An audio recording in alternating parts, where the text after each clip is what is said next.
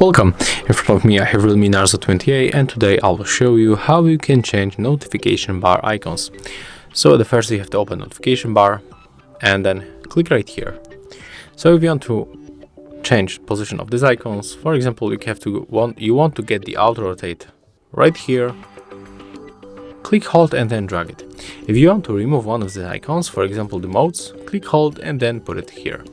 And if you want to add one of these additional icons, for example OTG, click hold and then drag it like that. And after that, when you go back, it will be saved, as you can see.